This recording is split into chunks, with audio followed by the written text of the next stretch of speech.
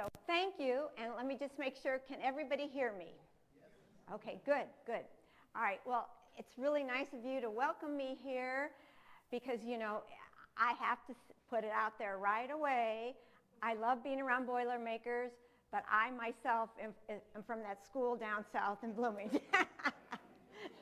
My husband, his parents, all four of our sons, but here's the saving grace. Two of our daughter-in-laws are Boilermakers, you know, and one grew up here in West Lafayette, and there is a connection. Her father is Bruno of Bruno's Pizza fame.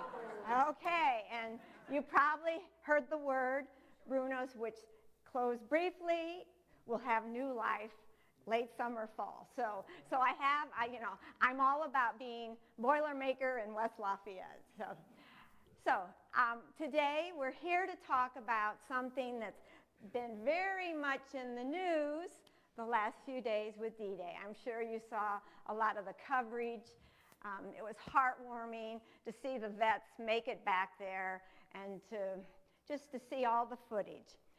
So our story today is about Army guy, Red Cross gal, the lives and letters of two small-town Hoosiers who helped win World War II.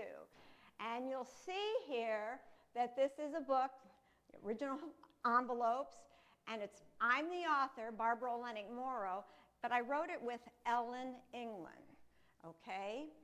Now, this is a story, two people, two distinct voices, which is why I was drawn to the story, because so often we know about the war from a man's point of view and in a male voice, but this story afforded me the opportunity to also learn about war from a woman.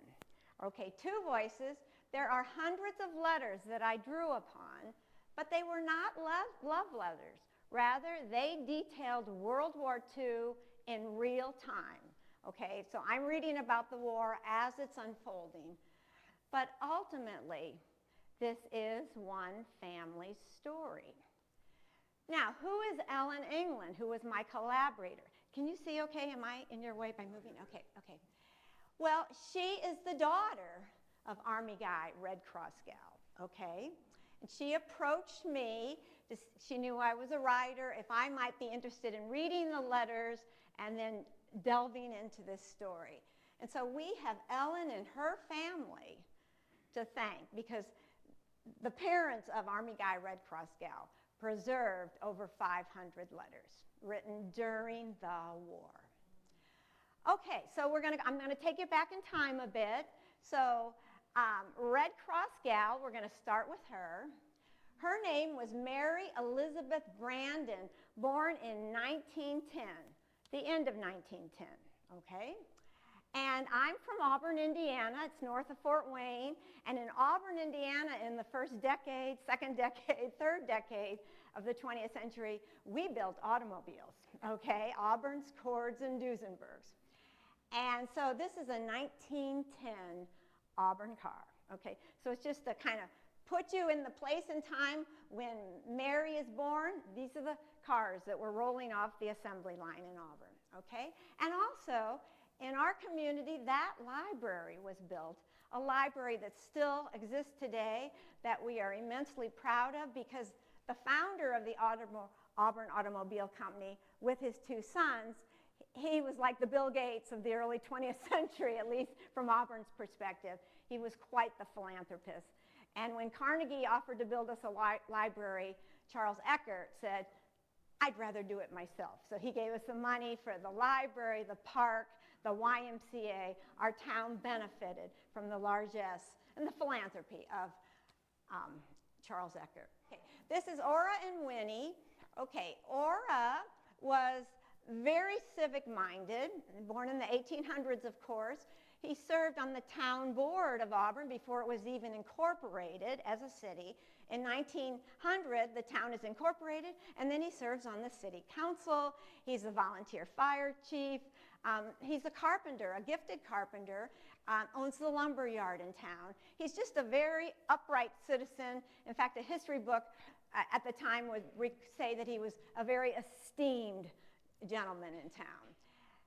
And so Ora marries Winnie right here. Let me make sure I get these right. Ora builds this house, and that's the home Mary grew up in, and it still stands today, okay? So, and right next to this home is where Winnie grew up. So Ora built the house right middle of town where Winnie had grown up. This is their home. They will have 4 children. The oldest will make it to about the age of 5, step on a nail, get tetanus, and die. A reminder how in the early 20th century, we didn't have vaccinations, medicine like we have today. So they lost the child, devastating. They had another son by that point, Charles. The family greatly, kind of as many middle class American families were at the time, they were upward striving. They valued education. So Charles went off to Princeton University, from which he would graduate. He would serve briefly in World War I, but it ended soon after he got over there. They would also have daughter Annie here, and she would attend Indiana University and become a teacher. Well, then along comes little Mary. She was kind of the surprise. They were both, the parents were both in their 40s, but little Mary comes along. And of course, she's the apple of everyone's eye. Brother Charles is 13 years older. Annie, Sister Annie, is 11 years older. And then there is little Mary. Cute little picture. And there they are, standing outside their home, if you can see. But you can see how small she is and how the siblings are much older. Now, William Bill Husselman, he is born just, 2.5 months after Mary. She's born in late 1910, early March, he is born. And again, in the early 1910s, the first decades of the 20th century, it's a really progressive era. If you recall, Teddy Roosevelt was president from 1901 to 1909. The country is, let's build things. Let's make this a good country. We're forward moving. And so Auburn, people of Auburn said, we need a courthouse. We had a couple of courthouses, but we need a beautiful courthouse, which still stands today. And it's just, and people talk about you walking into it, it's just spectacular. So we get a library, the end of 1910, we start building a courthouse by the summer of 1911. Now, Bill is born right in town. His home still stands. It's near the library. And then his family will move to a duplex just off of North Main Street in Auburn, okay? Now, as a young boy, he will later write in his memoir, there's really...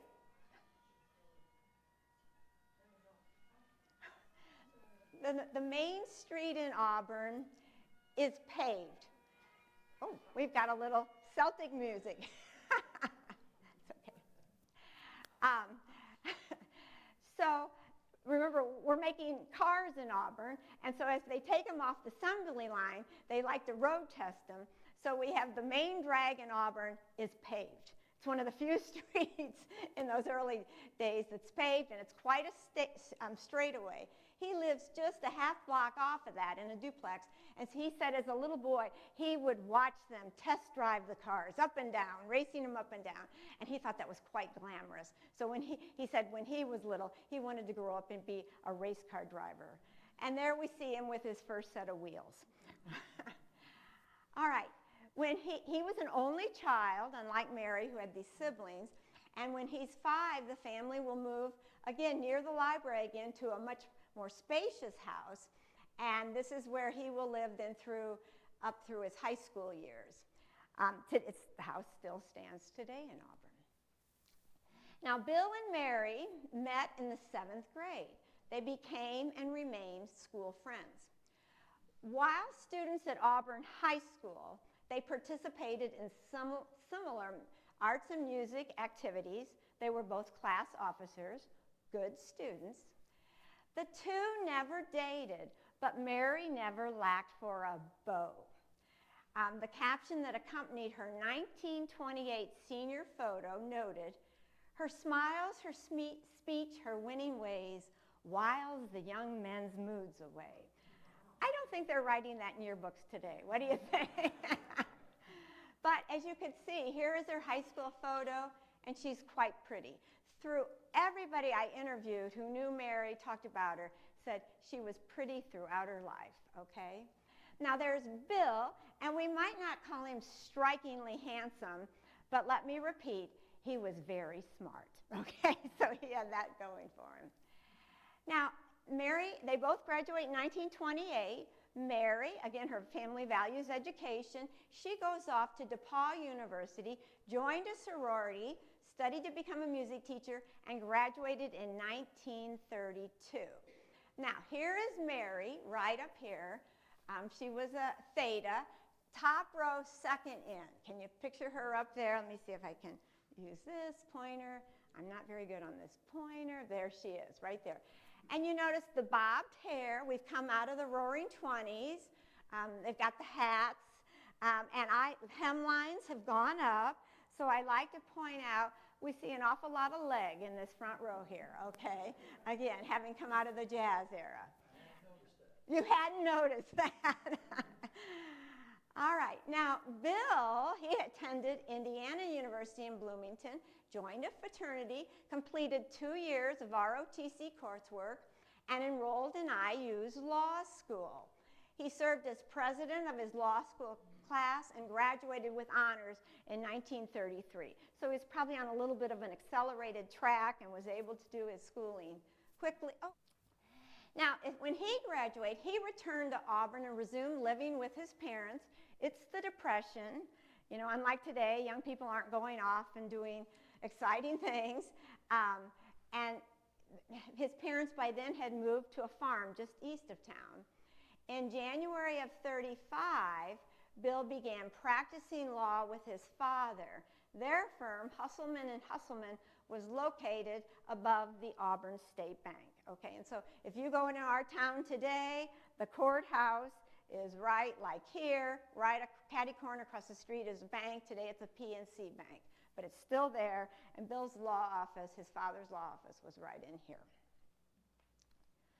In 1936, Bill was elected DeKalb County prosecutor. He served 1 term. Here is Bill. We think this is the sheriff. We got this out of the newspaper because of the handcuffs. Here's the bad guy right here. Okay, looking a little, how dare you arrest me. Upon Mary's return in 1932, she continued to live with her parents. Again, you know, not a lot of money. In fact, her father had said it's a good thing she graduated in 32 because there would not have been enough money for her to go another year. As the Great Depression tightened its grip on the nation, Mary, unable to land a teaching position, managed to find odd jobs, including work in the county clerk's office. She also indulged her love for the arts by performing in local plays, helping organize a literary club called the Kenwigs, still exists today in Auburn, establishing a chapter of the National Junior Shakespeare Club, and singing in area churches, among them her home church, Auburn Methodist. She had a beautiful soprano voice. She sang all around the county. Mary and Bill did not date in the 1930s, but they're moving in the same social circle. Now, in 1937, Mary finally lands a teaching job. She was hired to teach music in Auburn's public schools. During her second year of teaching, she began dating the newly hired basketball coach. Okay, that's not probably too surprising. Here's Mary, and here's the new coach, who the yearbook said was tall, dark, and handsome. Okay, he comes to Auburn, does a pretty good job. He takes the local team to their first regional final. And a romance blossomed between Mary and Herman Burns. And here they are at Mary's house. Here's Herman, here's Mary, here's Winnie, her mother, Ora, her father, and other assorted family members. They talked of marriage, but for unknown reasons, the relationship cooled. In spring 1940, Burns resigned from Auburn High School to take a coaching job at Wabash College, his alma mater. A year later, in June of 41, he enlisted in the Army. Okay, so we don't know all the particulars, but it's kind of no surprise that the relationship didn't go too much farther because In June, he's in the Army, and what happens 6 months later? Pearl Harbor, okay? Full-on war. Now, of course, everybody's enlisting or, you know, they're being drafted. And so Bill, he's 31, he did his best right after Pearl Harbor to get in right away. He was hoping to get something with like the JAG, Judge Advocate General's appointment, because he's an attorney, but he has some medical issues. So at his own expense, he takes care of those, and he gets himself listed 1A to get in. So he's able to get in finally, and he reports to Fort Benjamin Harrison in Indianapolis for induction by April 1, that's just a few months after Pearl Harbor, and his assignment is not the infantry, it's not supply of services, it's the Army Air Corps. Now he's kind of shocked because he wears glasses, he knows they're not going to let him fly a plane, but you know, that's where they sent him. So that means he goes for basic training at Jefferson Barracks Military Post, just south of St. Louis. I know we've got some people around here that must ring a bell for. It's a National Historic Site today. It's not a base today, but it was, you can see, for over 100 years. And from the Mexican-American War, Civil War, Spanish-American War, World War I, just about every prominent military officer and political figure, you know, served time there. From Zachary Taylor to Robert E. Lee to Ulysses S. Grant. Dwight Eisenhower even went through there briefly on his way to West Point. Now, after his basic training, he's sent to Scott Field near Belleville, Illinois, because his assignment is radio school. He says, darned if I didn't qualify. Imagine a lawyer as a radio operator and mechanic. He's thinking, I know nothing about this. Why are they having me do this? But he did well on the test, so they said, we're going to train you for this. And it's fast and furious. You can see he has to learn Morse code. And I mean, they're putting people on 3 shifts, you know, the morning, the afternoon, and the overnight shift, because they have to turn out communications people so quickly. Roosevelt, in his State of the Union address in 1943, said, I want this many planes coming off the assembly line this year, and I want this many more coming off the assembly line, in 42, and this many in 43, and with these planes, we need communications people on the ground and in the plane themselves. And they're just rushing these people through. But of course, there's great pride. You can see the postcard up there. Through these gates pass the best damned radio operators in the world. So this is what Scott Field was known for. Now, Bill, this isn't really his thing to be a radio operator and mechanic, but he does well. On all of his tests, he's identified as, a sharp guy. So he's there starting in May. By October, he's being reassigned, and he can't tell his parents where he's going. He doesn't even know to the very end that fall where he's going. He's just told he's going to advanced radio school, okay? But he knows it's secret because the FBI is taking his fingerprints and they're checking him out. So he's doing something top secret. So where does he go? Well, he is sent to Boca Raton Army Airfield for secret radar training, okay? Now, in 1941, Britain sent over some of its top scientists. Roosevelt and Churchill had made a deal, and they send their scientists over to the U.S., specifically to MIT, and there's a laboratory there. It's all blackened windows and everything, and they're developing the next generation of radar. And of course, they need it for the planes that can see through the clouds, see through the darkness, and what they will come up with will help us win the war. But it's one thing to develop all these things. This is a cavity magnetron. I know I probably have some Purdue scientists here that understand this stuff. But what's being developed in a lab, you need to give some practical effect to. And will it work in planes? So Boca Raton is established out of nothingness, as an airfield where they're going to train radio pilots, mechanics on how to operate this newfangled, sophisticated radar. And you can see there's an example there of what's going on. And why isn't this working? Oh, I lost my little thing. There it is. And what they do is common throughout the war, because remember, the war's this is just not long. This is the fall after Pearl Harbor. It's not even been a year since Pearl Harbor. We've got established Army bases everywhere. They commandeer buildings. They've commandeered this luxury resort in Boca Raton, and they move all the furniture, they roll up the rugs, put away the antiques, and the military takes over, and they will, in rooms, they'll have bunks, 4 tall. They have manicured golf courses. They'll dig foxholes on the golf courses. They're going to train troops, but they're also going to be training them in this next generation of radar. It's so top secret that it's been written about since that anybody that was caught mentioning the word radar off base, automatic court-martial. Okay, so this was top secret. Now, let me see here.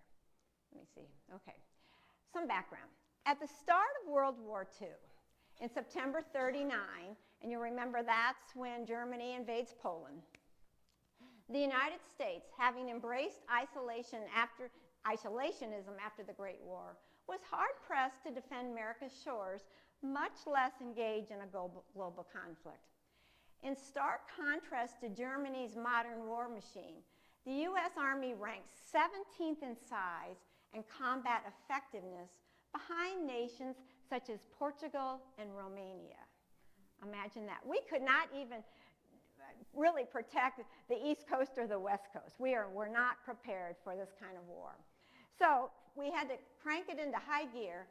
Congress instituted a draft in 1940, this is about the fall before Pearl Harbor, and under the direction of the new U.S. Army Chief of Staff, George Marshall, the Army began to grow, dramatically so after Pearl Harbor. At the same time, the Army was still getting its footing, and the learning curve for all involved was steep.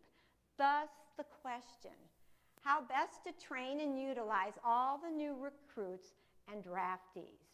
Okay, so this kind of explains why Bill's coming in, as an attorney, but they've got him doing radio and then radar training. They have doctors coming in, they have engineers, they have, cooks, they have mechanics, they have people from all farmers, all walks of life, although a lot of farmers stayed here to farm. But people from all walks of life. And the Army's trying to figure out what kind of round hole can I put a square peg in? How do we get all these people situated?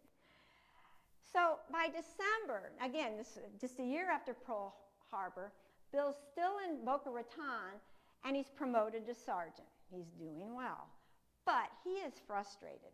He has been trying since his enlistment months earlier to get accepted into officer candidate school, or at least an appointment to the Judge Advocate General's Department, which is the legal arm of the U.S. Army.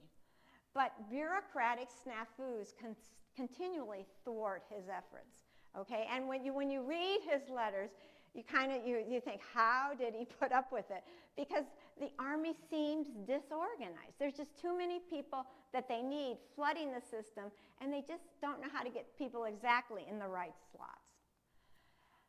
But finally, Bill does get accepted to officer candidate school. This will be now in January. So he's been in, he goes in spring of 42, and by January of 43, 9 months later, he's going to get to go to officer candidate school.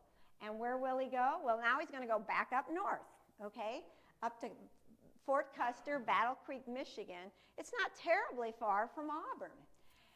And it's nerve-wracking, and he's going to go there's different officer candidate schools you could go into. He was to rank what he wanted, and he thought, well, I'm attorney, military police sounds close enough. I'll go for that. It's law enforcement. So that's what he went in as, and it's nerve-wracking. They really weed people out, and he's convinced, he's kind of an anxious guy, that he's going to get the bounce, as he writes home to his parents, but he doesn't. In fact, the word is that he's one of the top, if not the top in his class. And he's commissioned as a second lieutenant in April of 43. Okay, so there he is. He gets to make a couple trips home, does some quick bus rides home, and so there he is at the farm in Auburn. Now, what's Mary been doing this year? Okay, so Bill's been on all these different stateside bases getting training. What's she doing? Well, she's growing restless. She's still teaching, directing all the different choirs. She's in charge of all the music programs, every student, kindergarten through high school in Auburn High School. Here she is, right here, front row, pretty Mary. Here she is directing. And she's restless.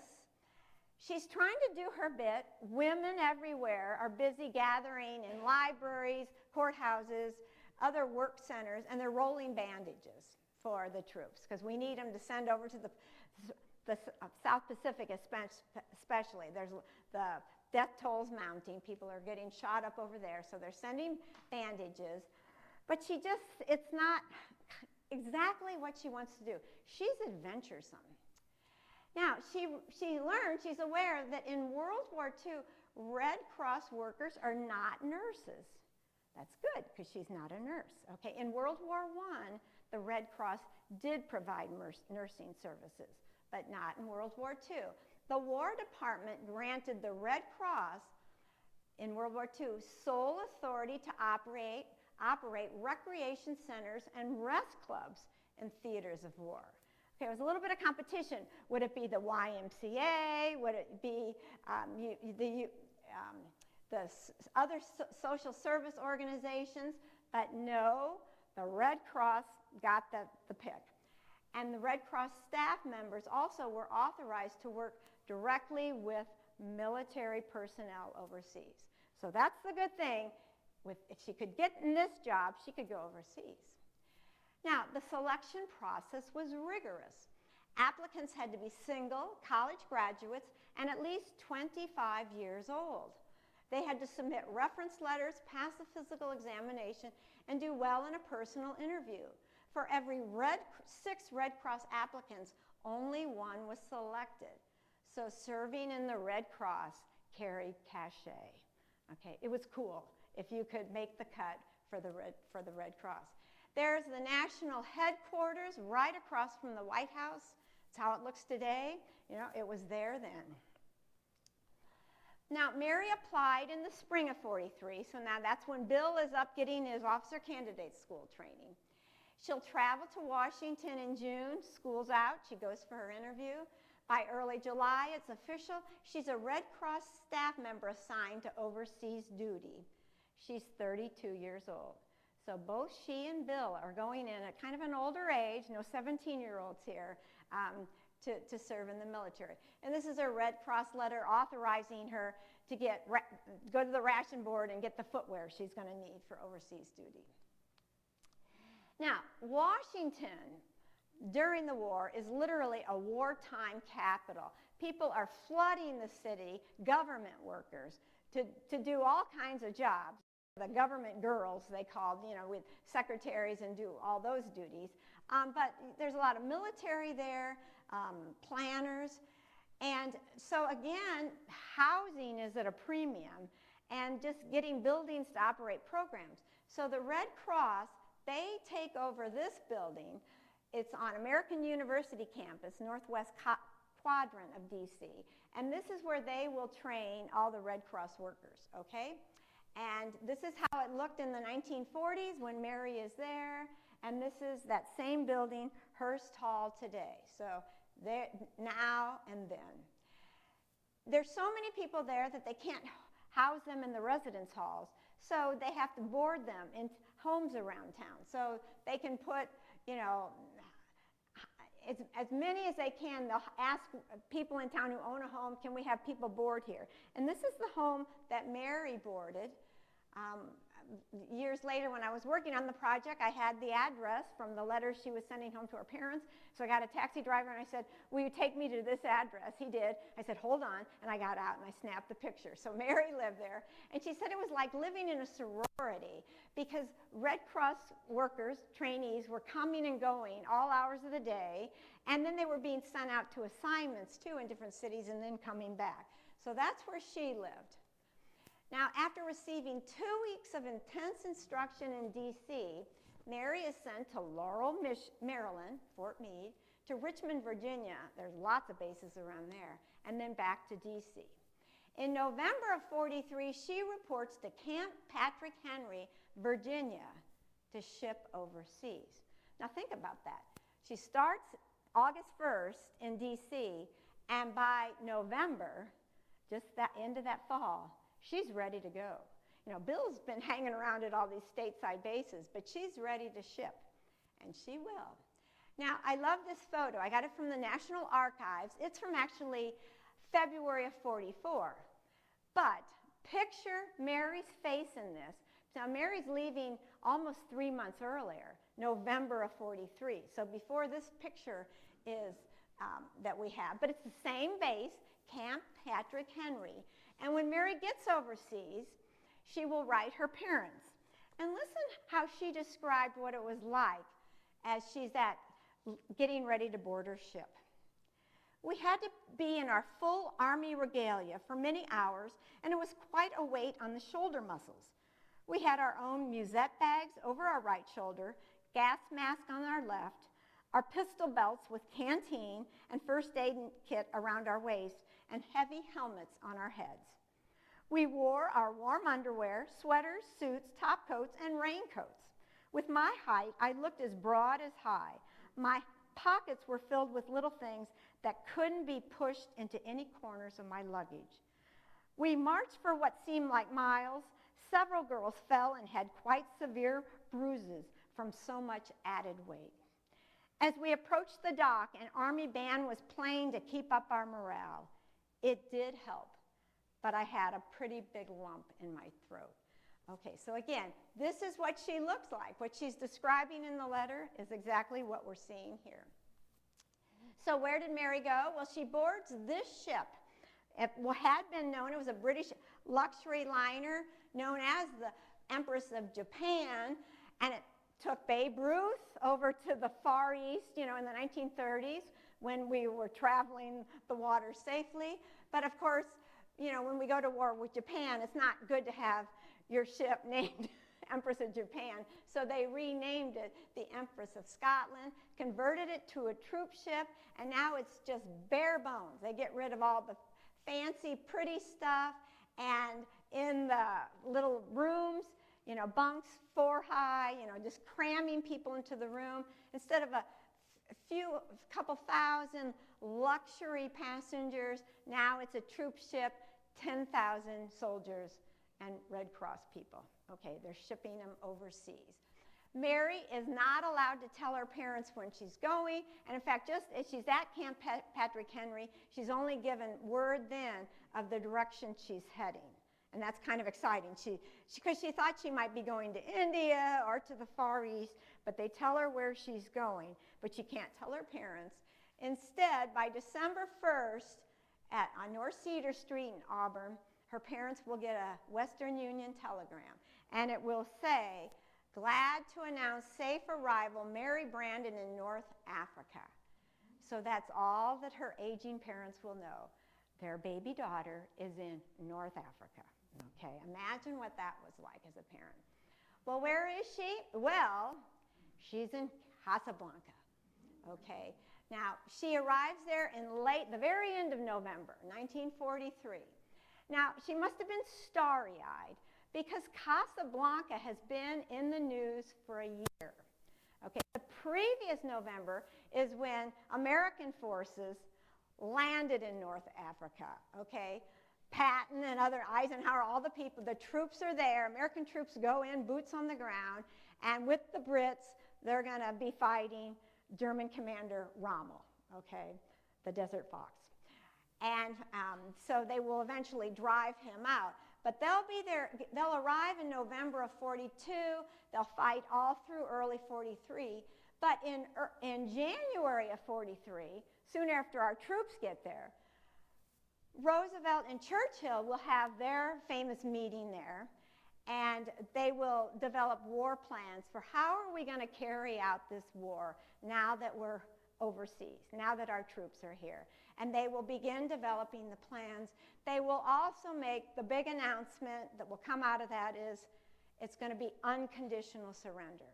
We're not going to make a separate peace with Japan or with Italy or with Germany. We are in this to win it, okay? We're going all in, and they do. So, and Mary, when she's there, she certainly had heard about all this going on for the past year, and of course, that movie, Casablanca, comes out in January of 43. So, and it played in northern Indiana, so I feel quite certain that Mary would have seen it, you know, that iconic movie. So it's kind of a, you know, I'm sure her eyes popped. Wow, she's been warned before she left the States, censorship, do not reveal where you are. She knows that, but she must have been so giddy and full of excitement. We have her first 2 letters from there that she writes home, North Africa, but right above them, we see scissored or razored out other words. So she probably had put Casablanca, and the censors are saying, no, we're taking that out. So that's obvious from her letters. Okay, now, Bill, back to Bill. Okay, so Mary's overseas. Now remember, in the spring of 43, Bill becomes an officer, graduated from officer candidate school. He was in Michigan. Now where's he going to go? Well, he's going back down south. And he's going to Camp Shelby, Mississippi. He'll get there in May. He'll arrive as a second lieutenant. And now he is assigned to a battalion, to an army. 502nd Military Police Battalion, U.S. 3rd Army. And they have to live in these hutments. Again, the base is exploding. They can't build barracks quick enough. So they're having to put people up as fast as they can. No more radar training for Bill. Remember, they've invested all this training in him, but no more. Now he is a platoon leader tasked with teaching recruits how to march, drill, shoot, direct traffic, and conduct patrols as part of a military police unit. His unit will spend time in Louisiana on maneuvers. You may have heard about maneuvers. They started even a few years earlier, or their Army war games. They're teaching these young men, when you get overseas, this is how you have to conduct war. And here's a picture of Bill that summer, and here he is, right here, front row, Company A, his battalion, summer 1943. So he will be there through the summer, he will be there through the fall. And because he's an attorney, they give him a lot of other battalion duties. He'll handle insurance matters, personnel paperwork. He'll handle some legal cases. I mean, they're plugging him everywhere, try to using his talents. But he's also a platoon leader. Now, by the start of 44, talk of the long-rumored invasion of Northwest Europe intensifies. We've been in North Africa. We take out Rommel. The American troops go to Sicily, we take out Sicily, and then we will go into Italy. But meanwhile, everybody's waiting for the action to happen up north.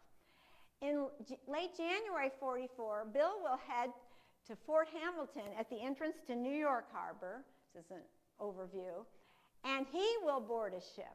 Okay? Now, this photo here is not from 1944. I mean, it's not from 44, it's a little bit earlier. But this is, again, 2 British luxury liners, Queen Elizabeth, Queen Mary, okay? Bill, these were, and this is the Normandy, it sank in the harbor fire. But these 2 ships had been luxury liners. Again, they strip them down, and they're troop ships. And the British will use them initially to ship all their soldiers to the Pacific. Okay, where the war is raging. But by 1944, these 2 ships have been brought to New York because they've got another mission now, okay? They have to get troops somewhere else. And Bill will board the Queen Elizabeth, and by, he'll start, let me see, did I go too fast? Yeah, by February 5th, he says, "Dear folks, I am somewhere out on the ocean, headed for I dare not say where. The sea has been quite calm, but I do not believe you would like the trip, Mother, as the ship has much more motion than the Lake Erie passenger boats. Perhaps later the rules of censorship will permit me to write more of fact and less of philosophy. Until then, this sort of letter will have to do. Love, Bill." So By February 5th, he's out on the ocean. February 14th, like a week later. Dear folks, at this time, I cannot tell you where I am. In a little while, I shall be able to give you my general location. A week later. Dear folks, I am still not in a position to tell you anything about my location. So there is nothing I can tell you except that I am well. February 27th, he's somewhere. Dear folks, another Sunday and time to drop you another note. I still can't tell you anything about where I am. Any idea where somewhere is? Any guess? Okay, it's where all the GIs are heading. Well, yeah, no, getting ready for Normandy. They're heading to Britain. Okay, so somewhere is England. And the word is that England is about to sink because certainly by January, the Queen Mary and the Queen Elizabeth, they are just ferrying GIs from America and Canada over to England. You know, the planes are there, the tanks, they're bringing the tanks, they're bringing the ammunition, the supplies, and that's where they're going. Sorry, this is kind of distorting my writing over. That's just happened, sorry.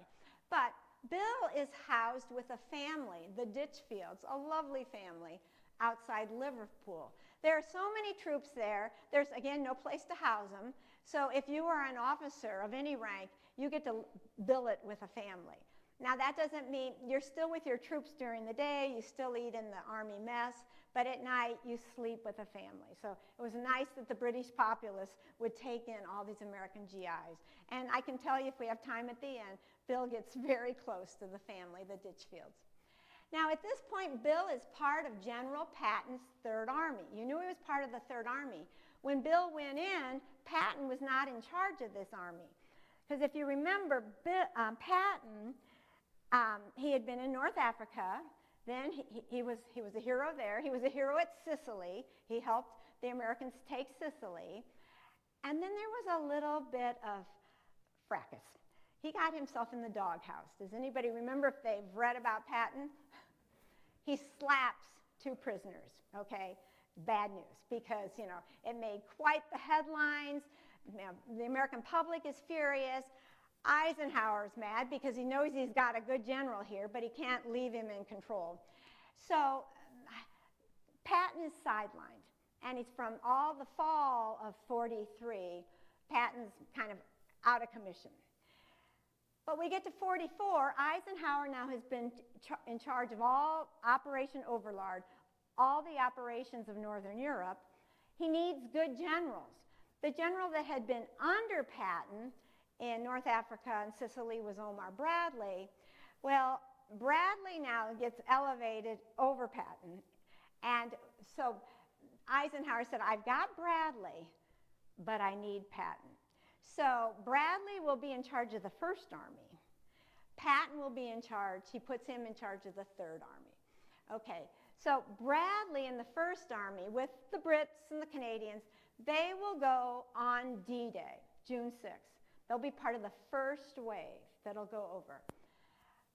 Patton's army is not part of the initial assault, but it's okay because Patton is actually has what we call a ghost army, and he's helping fake out Hitler, because Hitler regards Patton quite highly and thinks it's a decoy. They're going to send Patton to Normandy in just a few, or the Pas de Calais area, and so you know, I better wait for that.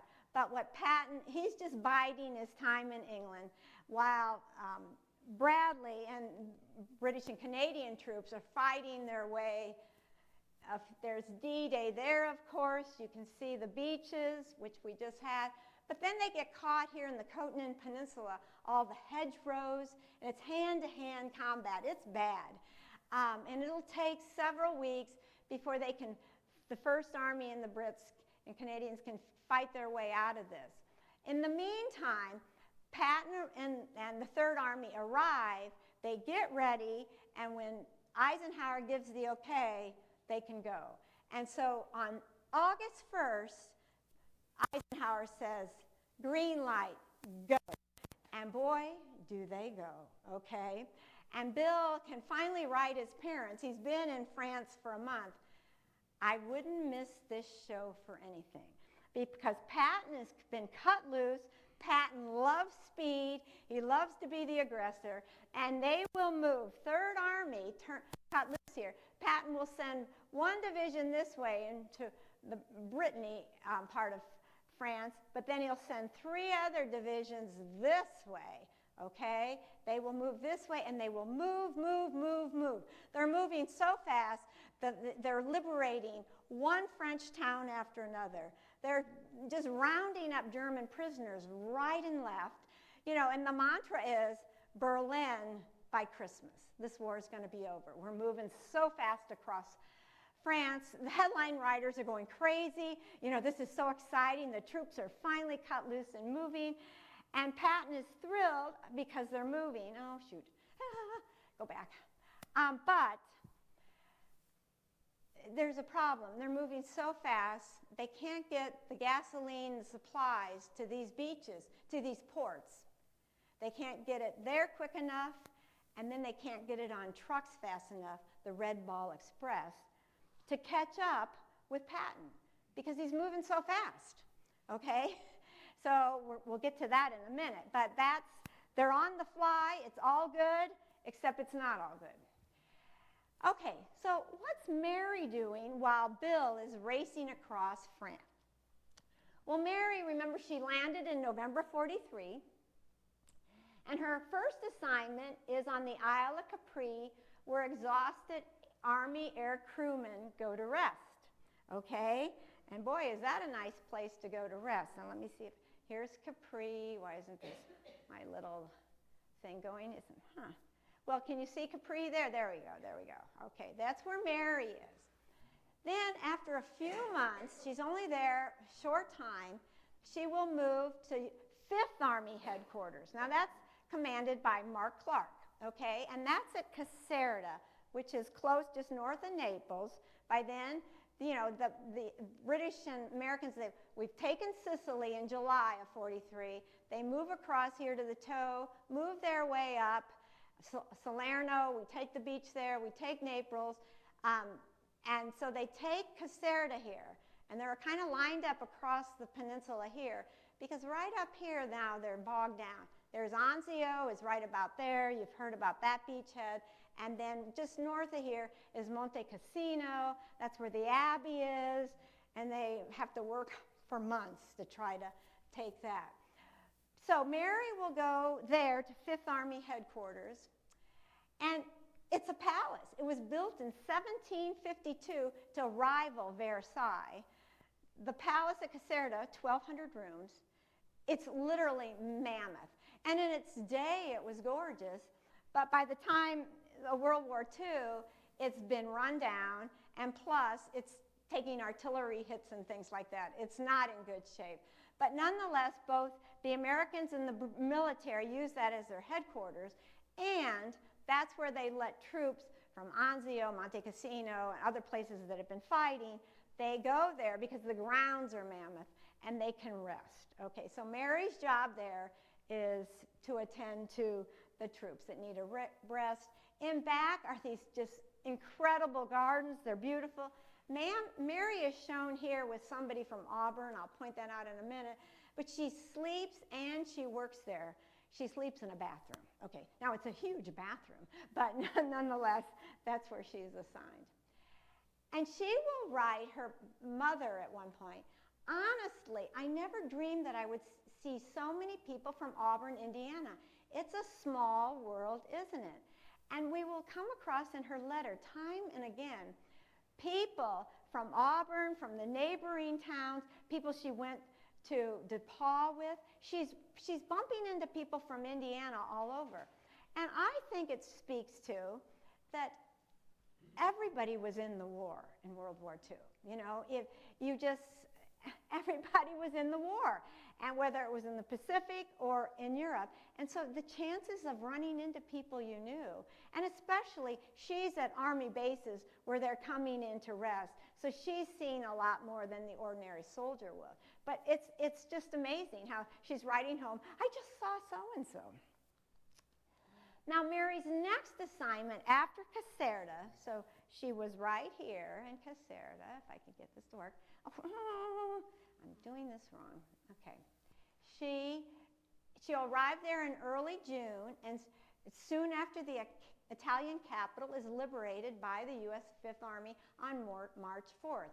Now, Mark Clark, as I said, he's the general here, and he kind of doesn't play fair because he wants to beat the British there. They were supposed to kind of all go into Rome together and capture it because it was a hard slog, but he rushes and the Americans get there first, and he's so happy, but then he has to wake up. He gets it on the 4th. It's kind of officially announced on the 5th, but then he said, they didn't even give me the headlines for 24 hours.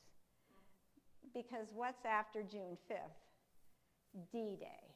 So all the attention will shift up north, okay? He was so proud that that was the first of the Axis capitals to fall, and he was kind of looking for some glory for that, but he gets the headlines for one day, and then all the attention, almost for the remainder of the war, is going to shift up north. Now, the war in Italy will go on to the very end, and it will be grueling and bitter losses. And it will be quite a slog to get all the way to the top. But nonetheless, the public's attention is really going to shift to Northern Europe, of course, because that's where Germany is. Okay, so Mary and the Fifth Army will occupy a huge sports complex that Mussolini built in the 20s and 30s to instill fascist ideas in Italy's youth. Mary will live and work there. And of course, we know Mussolini was best buds with Hitler. In Rome, as at Capri and Caserta, Mary's job was the same. She spent hours on the dance floor, managed the snack bar, wrote letters for GIs, played cards with them, laughed at their corny jokes, listened as they talked about their loved ones. Truckloads of troops, up to 2,500 soldiers at a time, would arrive at the Rome Center. Soldiers came and went every 5 days. Mary's workload remained the same, and she would write home, "The boys seem to enjoy dancing more than anything we can do for them. I assure you, dancing isn't quite the pleasure for me that it once was." She's always having to write home how much her feet hurt. Okay, now, immediately in June, when the Fifth Army sets up in the rest center, the Foro Italico in Rome, the Army Signal Corps comes and takes pictures, because supposedly they're going to put these pictures of spread in Collier's magazine, a big publication back then. And so they take pictures of the soldiers and, the Red Cross workers. Mary writes home about the Army Signal Corps being there. She said, "We were wearing our pink pinafores." We had new pink pinafores. And my friend, my collaborator, Ellen, she was scouring the internet, and she comes across this picture, and she says, "Gosh, that looks like my mother." But the caption says, "Gertrude Dyer." And Ellen shows me, and based on the other pictures I see of Mary, and I said, "Yeah, I think that looks like your mom." So Ellen wrote off to the National Archives and said, "Would you pull this picture from your files, take a look at it, and see if it's been misidentified, on the internet, online?" And they check, find the picture, get back with us, and said, "No, it says on the back, it's Gertrude Dyer." And Ellen says, "I know that's not Gertrude Dyer." So we do our own kind of sleuthing, and we find another picture, an AP wire photo of Gertrude Dyer, and that Gertrude does not look like the woman in that picture. So I'm pretty sure, I'm going with Ellen here, that says that's my mom. So we know it's Mary. How do we know? Well, Ellen has a good idea, because if you notice, there's a ring on Mary's finger. Ellen zeroed in on it, and if Ellen were here today, she'd hold up her hand and she'd show you that ring. Okay, it was her mother's ring passed on to her. So we can identify the photo, Mary Brandon, based on the ring. Now back to Bill. Okay, so Mary's in Rome. U.S. Third Army's dash across France stalls near the Russian border in September of '44, the result of gas and supply shortages. The slowdown allows fleeing German fortresses to regroup and fortify the Siegfried line. And of course, that's right inside Germany here. Those are those barriers. Patton fumes.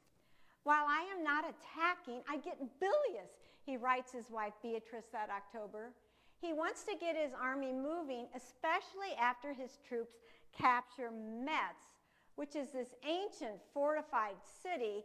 They spent all fall, Patton's army, trying to take Metz, and they finally did. So now Eisenhower says, okay, I've sent you enough supplies, Patton, go ahead, push on into Germany. Go on and get into Germany, okay? We won't be there by Christmas, but get moving, pushing east. And so that's what they plan to do. But Hitler's forces launch a surprise attack through the Ardennes forests of Belgium and Luxembourg, and the Battle of the Bulge ensues. And I'm sure you all have heard about that. And so what we're talking here is, here's Luxembourg, here's Belgium, and here are the Ardennes forests. Eisenhower will call an emergency meeting, because everybody's been taken off guard among the Allies. Here in Reims, he brings all his commanders. He said, we got to get moving here quick, because they're retaking territory that the Allies have already liberated. Now Hitler's coming back. It's his last gasp to try to win the war. He wants to get over here to Antwerp, to the port, retake the port. Well, Patton says, I got this.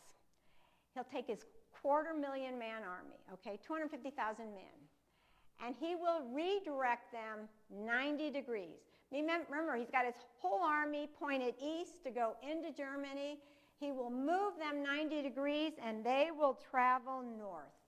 Okay, so his base had been in Nancy down here.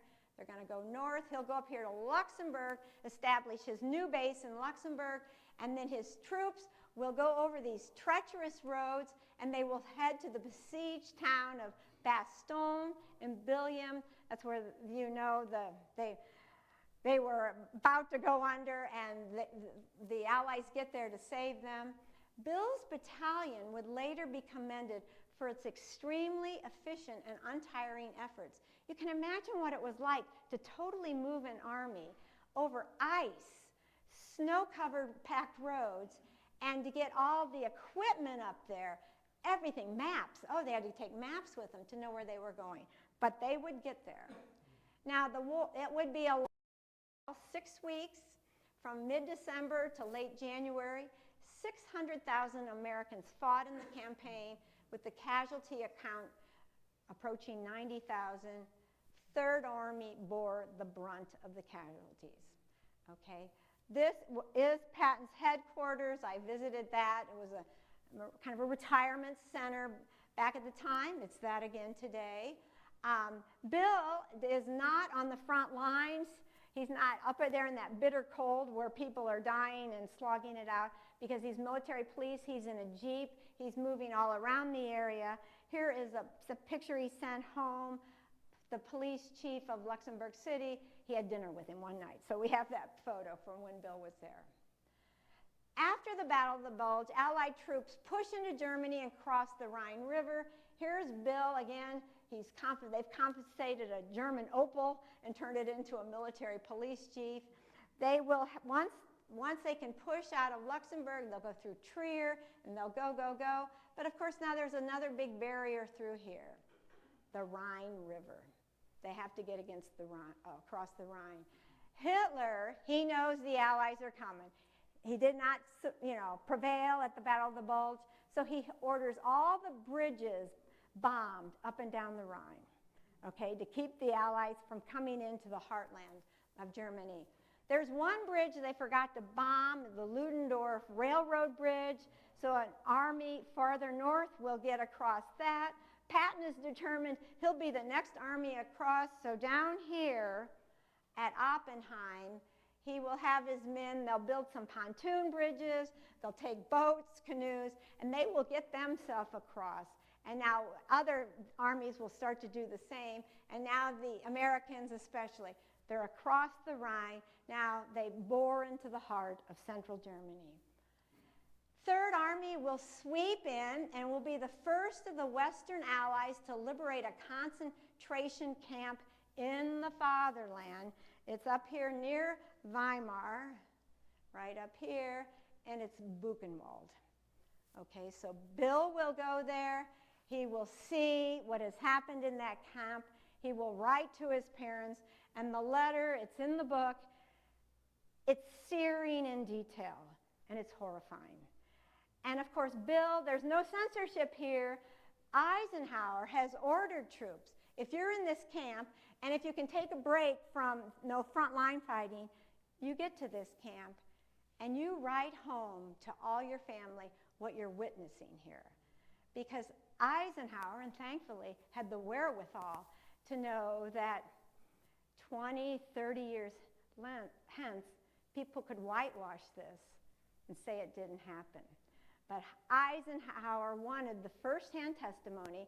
He had told George Marshall back in Washington, get all kinds of magazine people here, photographers, Hollywood filmmakers, get everybody here to document this. And it would be done in other camps around Germany too, so that people can't say it didn't happen, because it did. That's what they saw. There was no fake news. This is what they saw. The Third Army kept driving east into Czechoslovakia.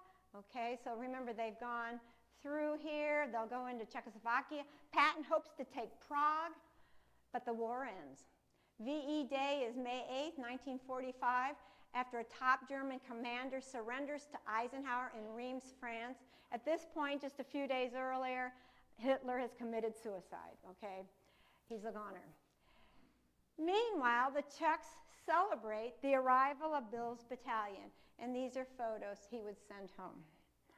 Okay, just prior to VE Day, U.S. General Mark Clark, remember, had been in Italy, finalized Germany's unconditional surrender of its forces in Italy and West Austria. That was on May 3rd, so 5 days earlier.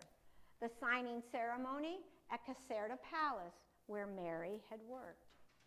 The palace where I lived was mighty cold and uncomfortable, Mary wrote her parents on May 9th.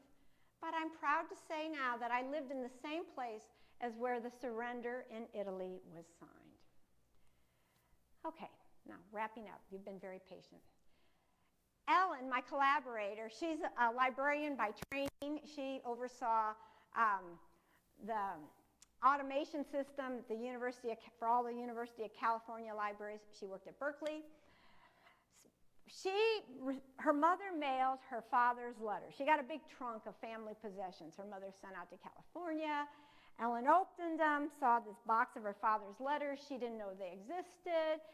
Looked at them and said, oh, these look interesting. Someday I'll get around to reading them. So when Ellen retires and comes back to Auburn, she says, you know, I really ought to take a look at these letters. So she does, and being a good librarian, she does what librarians do. She puts them in chronological order. Okay, so they're all in order, and then she reads them and transcribes them, okay? Even the V-mails, which were those microfilmed things that were shrunk. Then, after she finishes that project, she discovers her sister, who had been in Auburn, and when Mary's mother died, her sister had cleaned out her mother's home. This is while Ellen was still in California. And her sister had taken a box of letters upstairs to her personal family closet and just had never looked at them. So when Ellen says, I'm done with Dad's project, her sister brings this box and said, well, here's another set of letters. Ellen didn't even know her mother's letters had existed. So very dutifully, Ellen organized and transcribed her mother's letters. She put them in notebooks. She gave me a copy. She said, Barb, just read some of this. I think you'll find it, you'll be engaged. And I was. And at that point then, I decided to sign on to the project with her. So when we're in it together, then we said, okay. Ellen, I said, let's get your dad's military file. She wrote off to the National Archives, which, by the way, if any of you have family members who served in the war, you can write to the National Archives and Records Administration and get your own family members' personnel record, okay? That you can have access to that. So we got her dad's records. It was most interesting. Luckily, Ellen's family, they value family history, so we had scrapbooks, lots of stuff from when Mary and Bill were in high school, college. We could read about their young life. I could even read Mary's sister's Annie's diary. This was from 1916 to 1918. This is 1970. And Annie took care of her little sister Mary. So I could learn about what Mary was like as a child through her sister's diary. And of course, you know, I had to learn about the war, the generals. So I go to my most favorite place on the planet, the library, and I check out war books. And of course, I have to order a few too in my own house. And we are lucky in Auburn, we have a genealogy center, which was really invaluable to have old city directories, yearbooks, you know, microfilm that I could read there. So that was really helpful as we researched the project. And of course, you have to interview people who knew these people when Mary was a teacher, when Bill was a young attorney, before they went to war. And so we did that. And luckily, there were still people we could interview. I'm glad we interviewed them when we did, because of the top list of names there, only one still survives. The others have passed away since we've interviewed them. And so, it's, again, my advice to all of you, if there's a story you want to know, talk to people now, okay? Because you don't know how long you'll have. And of course, every good researcher needs to travel, and that fell to me. I was the lucky one.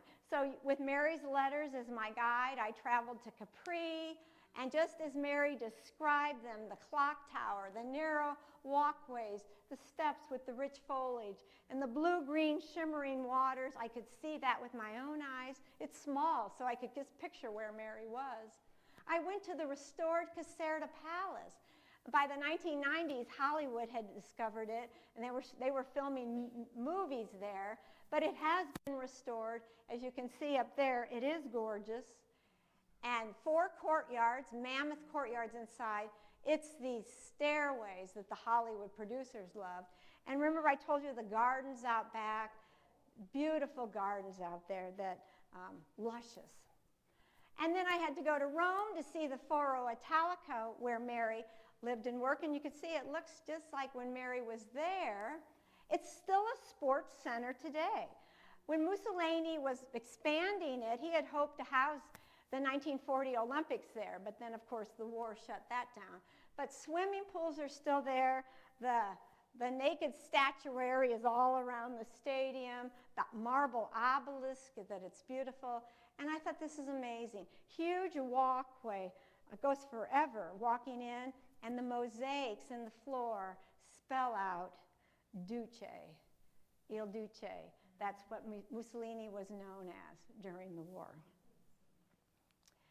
And of course, then I had to follow Bill's travels, so I had to go to Portsmouth in southern England, see the landing craft. That's Bernard Montgomery, the British general. I had to go to Normandy to see the beaches there. Battle of the Bulge, Patton wanted to be buried there with his men. Had to see the mighty Rhine River that was crucial to cross. Bill wrote about all the castles he saw everywhere along the waterways. And in the letters, I already told you, names show up of local people. So we did our best to contextualize the story and tell you about the people. This was Mary's boss, the school superintendent who she worked for. These were 2 of her students. This was his son, the superintendent's son, Kent McKinney. This was his friend, Richard Thomas. He was killed at the Battle of the Bulge. He was taken prisoner of war. Mary gets the news from her sister in March of 45, what's happened to them. And you can see again how the war was so personal. I'm so terribly sorry. They were 2 of my favorites. I'll try to write their mothers. Okay, this was personal to people. And as a writer, I wanted to give context to all the names that were showing up in the letters. So, you're going to read about, you're going to hear Clark Gable's in these letters, Bing Crosby, Irving Berlin, Marlene Dietrich. Oh, I don't want to do that. Hit the wrong one. Mary will have lunch with the Crown Prince of Italy down here. She'll have 2 audiences with Pope Pius XII. This guy's from northern Indiana, General Lewis Hershey. He oversaw the selective service the whole time. Of course, you know, we identify all the other major figures. Here's Monte Cassino, the monastery that finally the Allies took. And on top of everything else, they're having to fight a war. In March of 44, while Mary's at Caserta, Mount Vesuvius blows its lid. And so we had to pull troops away from fighting to help evacuate people from the villages. And it really damaged some of our bomber planes, too. So, you know, trouble. And we also, in the book, will notice wartime memorabilia. I won't go into all that now, but good stuff there. Okay, what's going on? Here we go. Army guy and Red Cross gal return home in autumn of 45. Mary gets home in October, Bill in November. Army guy and Red Cross gal marry, okay, about 8 months later. And you have to read the book to know how they got together, okay? I'm not giving that away here. It's a good story, though. Now, I suspect many of you have confronted this problem. What do you do with stuff that's in shoe boxes, in closets, that was in your basement, it's in the garage, or where, you know, family members, you've tried to give it to your kids, they don't want it. You know, you're hoping your grandkids will take it. What do you do with your stuff? Well, please don't do this just instantly. Take a time to look at it, okay? Kimberly Guy, senior curator at the National World War II Museum in New Orleans, has described war correspondence as time capsules in envelopes. So I hope you will share your time capsules with family, donate them to libraries, history centers, military centers, publish them yourself, treasure them. I am grateful that Ellen England and her family treasured their time capsules. I think your descendants just might thank you for saving what is in your family attics and closets, your basements and garages and barns. It's your history, and it's our country's history. Preserve it. Thank you so much for your time.